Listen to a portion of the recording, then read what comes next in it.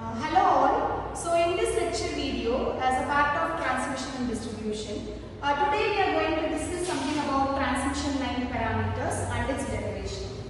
So in a transmission line, we have three parameters like resistance, inductance and capacitance. So we all know that resistor is a basic element for any electrical engineer, so which resists the flow of current.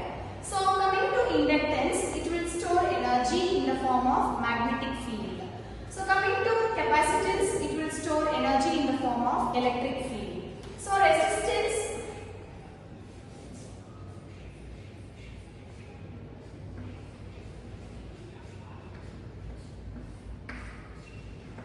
so this will be the symbol of resistance, inductance and capacitance. So combination of three parameters will form a transmission line. So now we are going to represent a transmission line. So which I have already said, like it is a combination of resistance, inductance and capacitance. So we all know that resistance and inductance will be series, whereas capacitor, it is between two dielectric plates. So it is connected in shunt with the transmission line. So this parameter makes a complete transmission line. Now we will see a derivation to calculate inductance when we consider internal flux. So now let us consider a conductor with internal radius x and total radius r, and due to flux there will be a change in radius which is considered as dx. Now let us consider a small surface ds. So the final motive of ours is to calculate inductance. So as we all know that the formula of inductance is ratio of flux linkage divided by current. So the sign represents flux linkage. So in order to calculate flux linkage, again we have a formula like n into phi, where phi is the flux and n is number of turns.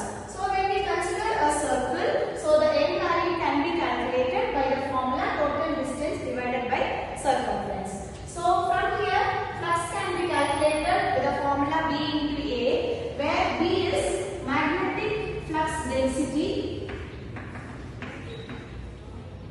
Magnetic flux density into A is area of the circle.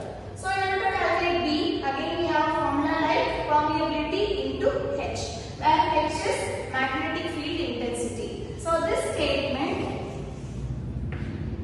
is Ampere's law, which states that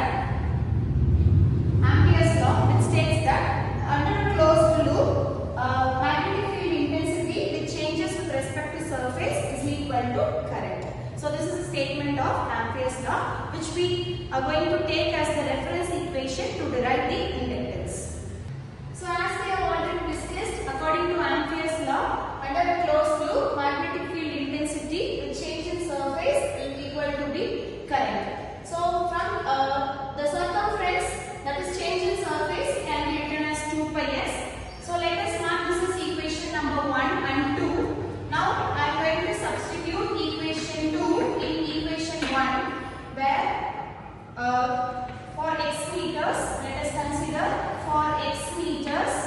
So this h can be considered as hx into integral of dx. I can substitute as 2 pi x, which will be equal to ix.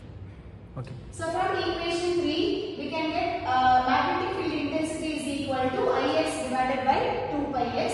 So from current density, we know that the formula is ratio of current divided by area. So coming to area of the circle, for radius r, we can have it as pi r square, and for radius x, we can have it as pi x square. So by substituting this, so ix by, instead of a, we substitute pi x square, and for I, we substitute pi r square. So from this equation, if we simplify, so this pi x square will be here and pi gets cancelled. So ix will be equal to ix square divided by r square. So we are marking it as equation number 6. Now substituting equation 6 in equation 4, we get formula for magnetic field intensity, which is h by 2 pi r square into I, the unit with ampere turns per meter. So after calculating the electric field